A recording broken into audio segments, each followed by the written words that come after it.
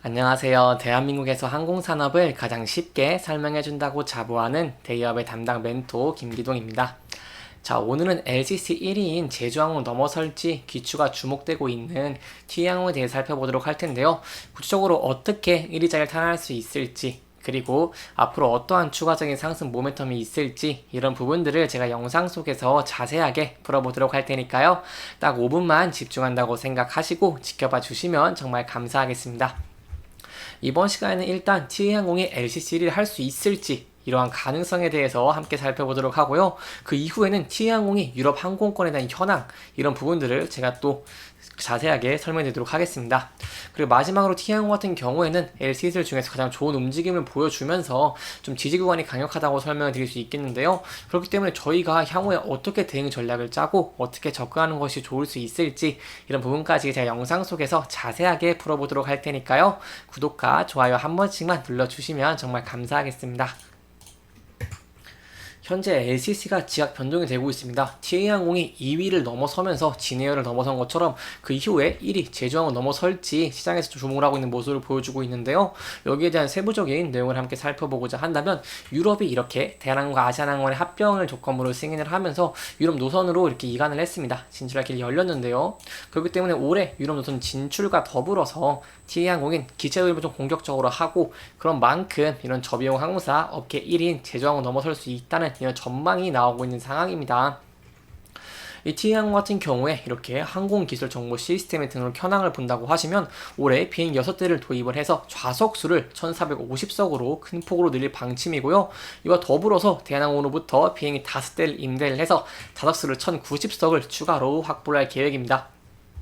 이렇게 됨에 따라서 기존 30대 비행기가 41대로 늘어나면서 좌석수가 6144석에서 8688석으로 큰 폭으로 증가할 것으로 예상되고 있는데요.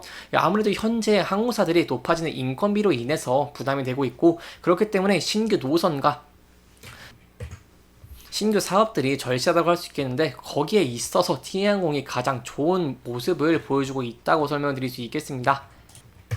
이렇게 T항공 같은 경우에 유럽 노선으로 진출할 길이 열렸다고 설명을 드렸는데요. 그렇다면 이렇게 유럽 노선 같은 경우 제가 혹시 모르시는 분들이 계실까봐 간단하게 말씀드리자면 인천에서 파리, 프랑크푸르트, 로마 그리고 바르셀로나입니다.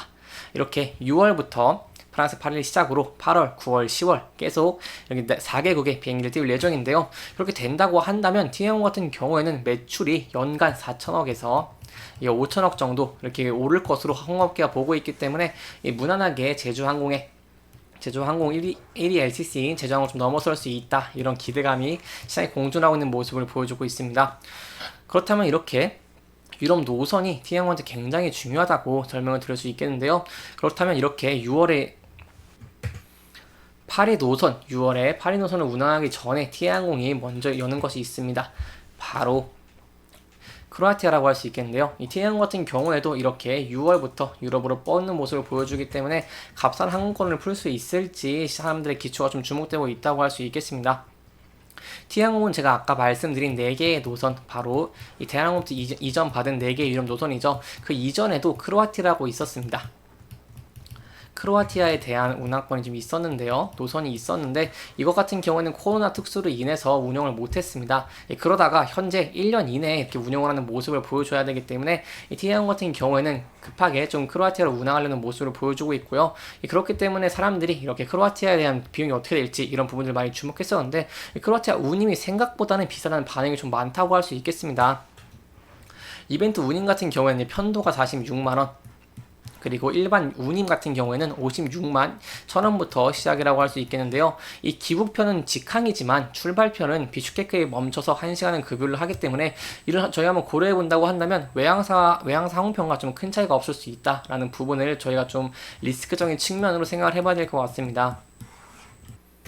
그렇다면 저희가 LCC라서 조금 더 가격이 떨어질 것을 기대를 했는데 왜 이렇게 가격이 올랐을까라고 한다면 거기에 대해 내용을 제가 좀 찾아봤습니다. 이게 관광객이 많은 크로아티아 노선에서 T항공 같은 경우에 수익을 내야 됩니다. 그렇기 때문에 파격적인 운임을 제시하기 좀 어려웠을 것으로 지켜보고 있고요. 크로아티아 같은 경우에는 바로 로마 그리고 바르셀로나 이 노선과 함께 알짜 노선으로는 불리지 않습니다. 왜냐하면 관광객이 좀 대다수라고 할 수 있겠는데요. 이들 노선은 장거리 여행객이 몰리는 시기 외에는 탑승률을 좀 끌어올리기 쉽지 않기 때문에 이렇게 좀 가격을 올리고 있는 그런 모습이라고 볼 수 있겠고요. 그래서 저희가 좀 기대해 볼 수 있는 부분은 바로 파리나 이 프랑크푸르트는 경유편이 많은 허브 공항이라서 좀 더 좋은 이런 알짜 노선이라고 할 수 있기 때문에 여기에 대한 수익성도 기대를 해볼 수 있겠죠. 그렇기 때문에 티항공 같은 경우에 앞으로 향후 어떻게 가격이 될지, 그리고 사람들 수요가 얼마나 몰릴지가 중요하다고 할 수 있겠고, 거기에 대해서는 제가 계속해서 영상에서 설명해 드리도록 할 테니까요. 제 영상 계속 지켜봐 주시면서 구독과 좋아요 한 번씩만 눌러주시면 좋겠습니다. 이렇게 여기까지 알아봤고요. 그렇다면 제가 기대해 보시는 부분이 뭐냐 한다면 바로 항공권 가격에 대한 내용입니다. 이 항공권 가격 같은 경우는요, 이 국토교통부가 정한 상한선과 하한선이 있다고 할 수 있겠지만, 만약 좌석이 남게 된다고 한다면 항공사는 더 저렴한 항공권 내놓을 수 있습니다. 그렇기 때문에 항공업계에서도요, 이 TA항공이 운영 초기 운영비와 홍보비 등을 좀 감수하다고 하더라도 기존 가격 대비 저렴한 이런 유럽행 이 항공기를 풀 것으로 보고 있습니다. 그렇기 때문에 크로아티아는 좀 많이 비싼 모습을 보여줬지만, 저희가 다음에 이어진 4개의 노선에서 가격이 어떻게 될지 그 부분을 중요하게 볼 수 있다고 할 수 있겠습니다. 그렇기 때문에 티아항공 같은 경우는 이렇게 대한항공에서 오는 인력의 임금을 맞추거나 더 줘야 하는 상황까지 저희가 고려를 해본다고 한다면 티아항공의 부담은 단계적으로 좀 있을 수 있다. 그렇기 때문에 6월에서 8월 성수기에는 두 노선을 띄우지만 올해에는 어느 정도 출혈을 감수해야 될 수도 있겠다라는 부분을 기억하시면 좋을 것 같습니다. 왜냐면 티항공 같은 경우도 이렇게 노선이 폭발적으로 증가하다 보니까 신입을 100명 이상, 세 자릿수 이상 채용한다는 이런 모습을 보여주고 있습니다. 이렇게 채용 규모가 세 자릿수라고 나오고 있죠. 그렇기 때문에 단기적으로는 이렇게 인건비에 대한 부담이 있을 수 있겠지만, 제가 노선을 운항하면서 매출과 외형이 성장하게 된다고 한다면 이렇게 인건비가 증가하는 상황에서도 비용 부담을 덜 할 수 있기 때문에 티항공이 현재 가장 큰 수혜를 볼 수 있다고 할 수 있겠습니다.